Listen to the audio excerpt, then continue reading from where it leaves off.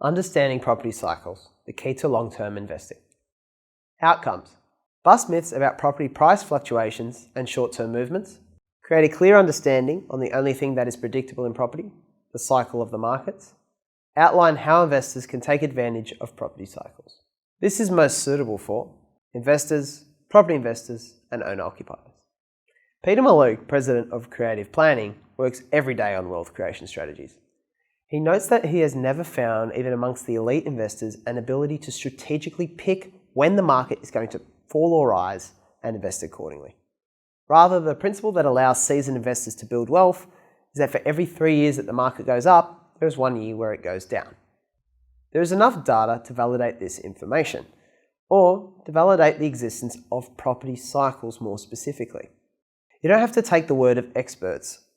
It is incredibly difficult to predict exactly when prices will move, grow, and fall, especially because we see incredibly smart and credible experts fail to do this time and time again. Markets, it seems, are too complex and nuanced to do this reliably. What is certain, however, appears to be that cycles exist and follow patterns.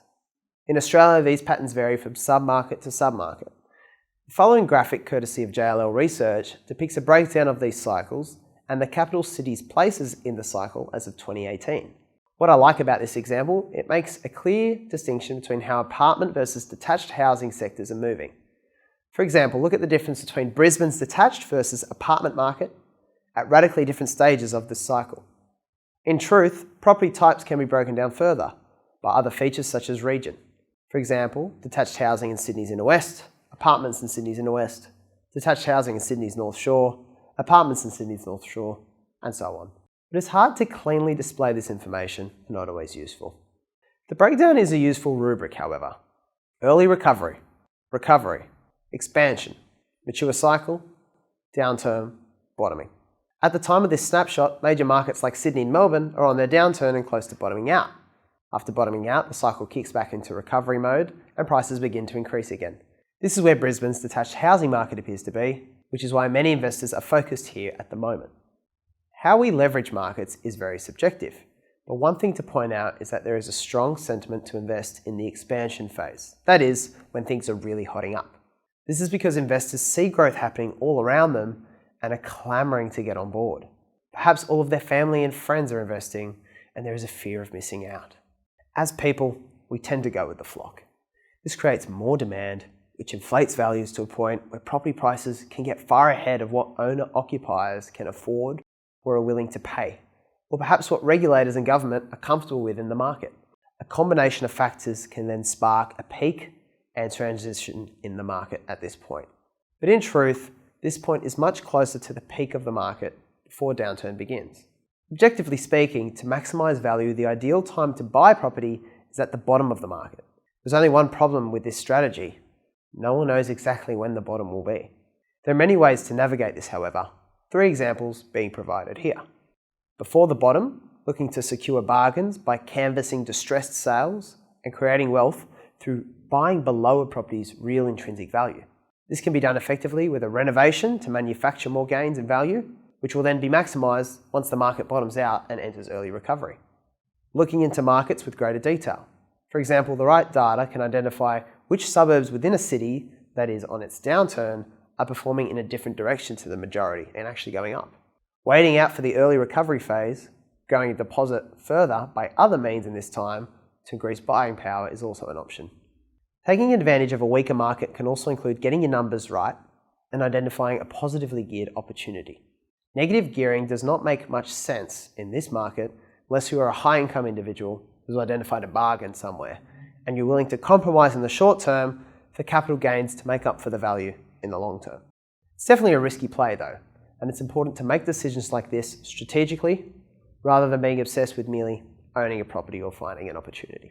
As referenced earlier, with these graphs from CoreLogic, it is clear to see how changes in values can play out over a long time frame. What you're looking at are annual changes in city versus regional values represented by percentage changes in Sydney, New South Wales, Melbourne and regional Victoria, Brisbane and regional Queensland. I'll never forget the lesson my father taught me about Sydney in particular and its typical cycle. Prices in Sydney tend to go like this or this. They hardly ever and virtually never crash or rocket downward. Obviously, this is always possible, but it's unlikely. This is because Sydney is a very international city. It retains a strong international immigration, with infrastructure that lags behind, making well-located areas more valuable. They are more sought after. Thirdly, Sydney is bound by mountains and by water, meaning that there is a limit on how far outward we can develop and move, focusing demand on the current geographical spread of dwellings. For this reason, those with the patience to take advantage of the long-term movement of cycles are likely to see wealth increase.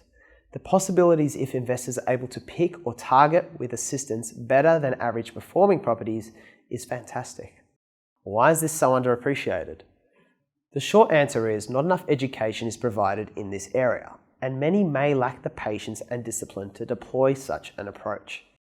This is why it is more worthwhile to develop a strategy based around our knowledge of cycles than looking to gain value short term.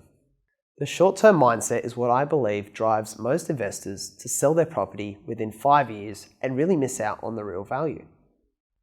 This has been a very dense topic, so let's consolidate a bit and break it down to a few key takeaways. 1. It is more important to understand cycles than make long-term predictions about when exactly the market will rise and fall. 2. Cycles suggest we should focus on the long term rather than the short term. Because cycles are consistent, we know that remaining in the market for a long time to ride out the averages mean that our assets will almost certainly grow. This is regardless of what is happening at the precise time we buy. 3. If possible, it is better to buy at the bottom of the market in early recovery and less ideal to buy at the peak. In other words, we must sig when everyone is zagging and do the opposite of what the majority are doing, as long as we are in the position to do so.